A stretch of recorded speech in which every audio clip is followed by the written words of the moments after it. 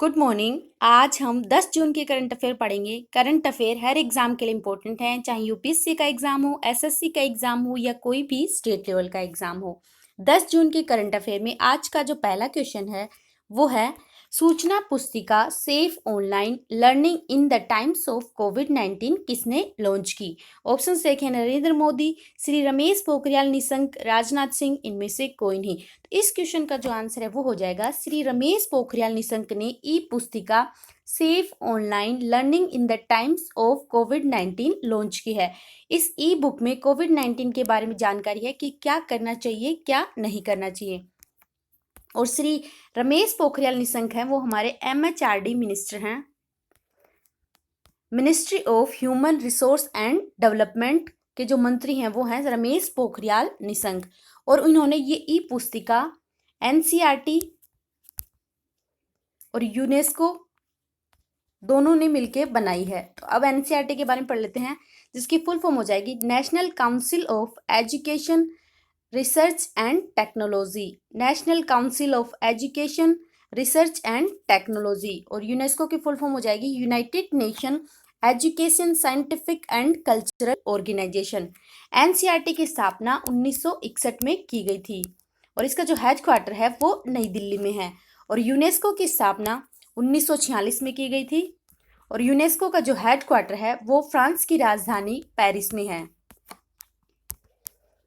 और इसके जो सेक्रेटरी जनरल हैं यूनेस्को के वो हैं ऑड्रे अजोले। ये हैं रमेश पोखरियाल निशंक, जिन्होंने ई पुस्तिका लॉन्च की है। सेकंड क्वेश्चन है कि सीपैट का नया नाम क्या किया गया। तो इस क्वेश्चन का जो आंसर है वो हो जाएगा बी ऑप्शन सही है, क्योंकि सीपैट का पहले नाम था central institute of plastic engineering and technology और अब इसका नाम कर दिया है central institute of petrochemical engineering and technology. तो इसका जो आंसर है वो हो जाएगा बी। और जो हमारे केंद्रीय रसायन एवं उर्वरक मंत्री हैं उनका नाम है डी.वी. सदानंद गौड़ा हमारे केंद्रीय रसायन एवं उर्वरक मंत्री हैं। नेक्स्ट क्वेश्चन है कि अनिल सूरी का निधन हुआ, वो कौन थे। ऑप्शन देखें, लेखक, प्रोड्यूसर, नेता, इनमें से कोई नहीं। तो इस क्वेश्चन का जो आंसर है वो हो जाएगा, वो एक प्रोड्यूसर थे अनिल सूरी। ये है अनिल सूरी जिनका अभी निधन हुआ है। नेक्स्ट क्वेश्चन है कि किस समूह ने कोविड-19 महामारी के लिए 21 बिलियन डॉलर के से अधिक की सहायता राशि देने का ऐलान किया है। ऑप्शन देखें, G20, G7, ब्रिक्स, इनमें से कोई नहीं। इस क्वेश्चन का जो आंसर है वो हो जाएगा G20 देशों ने कोविड-19 के लिए 21 बिलियन डॉलर की सहायता देने का ऐलान किया है। G20 देश 20 देशों का एक समूह है जिसमें भारत भी शामिल है।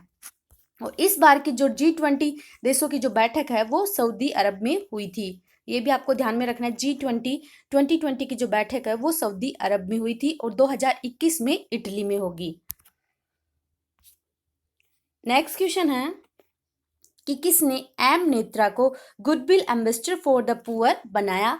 तो इस क्वेश्चन का जो आंसर है वो हो जाएगा UNADP ने एम नेत्रा को अपनी goodwill ambassador for the poor बनाया है। ये है एम नेत्रा जो कि तमिलनाडु की हैं, जिनको अभी UNADP ने अपनी goodwill ambassador for the poor बनाया है।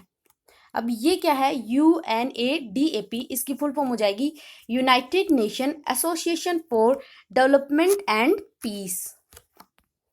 United nation association for development and peace, जिसकी अभी जो goodwill ambassador for the poor बनी है वो बनी है एम नेत्रा, जो कि तमिलनाडु की हैं। नेक्स्ट क्वेश्चन है कि विश्व महासागर दिवस कब बनाया गया। तो इस क्वेश्चन का जो आंसर है वो हो जाएगा 8 जून को विश्व महासागर दिवस बनाया जाता है और इसकी शुरुआत 2008 से की गई थी। इस बार की जो थीम थी वो थी innovation for sustainable ocean. Innovation for sustainable ocean इस बार की थीम थी विश्व महासागर दिवस की। अब बात करते हैं, 1 जून को विश्व दुग्ध दिवस बनाया गया था। 1 जून को ही ग्लोबल डे ऑफ पेरेंट्स बनाया गया था।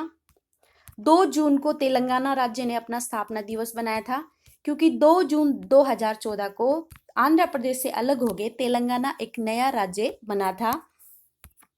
3 जून को विश्व साइकिल दिवस बनाया गया था। 5 जून को विश्व पर्यावरण दिवस बनाया गया था। सबसे इंपॉर्टेंट डे है विश्व पर्यावरण दिवस। कब बनाया गया था? और इसकी जो थीम थी वो थी टाइम फॉर नेचर। और अभी 8 जून को विश्व महासागर दिवस बनाया गया।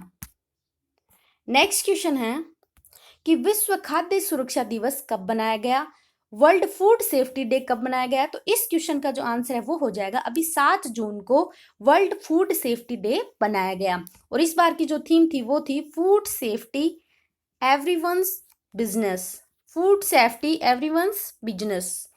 और इसको बनाया किसने था? तो FAO food and agriculture organisation, जिसका जो हेडक्वार्टर है वो इटली की राजधानी रोम में है। FAO का जो हेडक्वार्टर है वो इटली की राजधानी रोम में है। नेक्स्ट क्वेश्चन है कि भारत में नवाचार को बढ़ावा देने के लिए अटल इनोवेशन मिशन ने किसके साथ समझौता किया? इस क्वेश्चन का जो आंसर है वो हो जाएगा CSIR, council of scientific and industrial research. Council of scientific and industrial research, जिसका जो हेडक्वार्टर है वो नई दिल्ली में है। इसकी स्थापना 1942 में हुई थी। और इसके जो सेक्रेटरी जनरल हैं वो हैं शेखर सी मंडे। CSIR के जो सेक्रेटरी जनरल हैं वो हैं शेखर सी मंडे। और भारत में जो नवाचार को बढ़ावा देने के लिए इन्होंने अटल इनोवेशन मिशन के साथ समझौता किया है।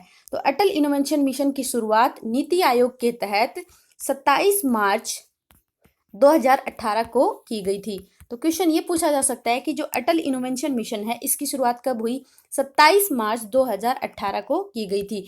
इसमें क्या है, 1500 लोग बच्चे सिलेक्ट किए जाएंगे क्लास 6 से लेके 12 तक, जिनको नए एक्सपेरिमेंट्स के बारे में बताया जाएगा।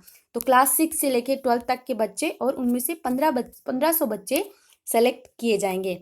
तो ये नीति आयोग के तहत की गई। तो अब नीति आयोग के बारे में पढ़ते हैं। योजना आयोग की जगह है 1 जनवरी 2015 को नीति आयोग बना था। तो योजना आयोग की स्थापना 1950 में की गई थी और उसको 1 जनवरी 2015 को नीति आयोग बनाया गया। नीति आयोग के जो अध्यक्ष होते हैं वो देश के प्रधानमंत्री हैं। तो अभी नरेंद्र मोदी हैं नीति आयोग के अध्यक्ष। और इसके जो उपाध्यक्ष हैं वो हैं राजीव कुमार। और नीति आयोग के जो CEO हैं वो हैं अमिताभ कांत। नेक्स्ट क्वेश्चन है कि किस मंत्रालय ने जया जेटली के नेतृत्व में टास्क फोर्स गठित की? इस क्वेश्चन का जो आंसर है वह हो जाएगा महिला और बाल विकास मंत्रालय ने एक टास्क फोर्स बनाई है जो कि शिशु मृत्यु दर होती है, मातृ मृत्यु दर होती है, या जो लिंगानुपात है उसका मूल्यांकन करेगी ये टास्क फोर्स। और ये 10 लोगों की एक टास्क फोर्स बनाई है और जिसकी जो अध्यक्ष है वो है जया जेटली। और इसकी जो शुरुआत है वो महिला एवं बाल विकास मंत्रालय ने की है। तो हमारी जो महिला एवं बाल विकास मंत्री हैं वो हैं स्मृति जुबिन ईरानी, हमारी महिला एवं बाल विकास मंत्री हैं। लास्ट क्वेश्चन है कि चिरंजीवी सर्जा का निधन हुआ वो कौन थे? तो ऑप्शंस दे रखे हैं कन्नड़ अभिनेता, लेखक, नेता, इनमें से कोई नहीं। इस क्वेश्चन का जो आंसर है वो हो जाएगा चिरंजीवी सर्जा एक कन्नड़ अभिनेता थे। ये थे चिरंजीवी सर्जा जो कि एक कन्नड़ अभिनेता थे जिनकी अभी डेथ हो गई। Thank you. अगर आपको मेरे वीडियोज अच्छे लगते हैं तो प्लीज़ मेरे चैनल को सब्सक्राइब कीजिए और अपने दोस्तों के साथ शेयर कीजिए। Thank you.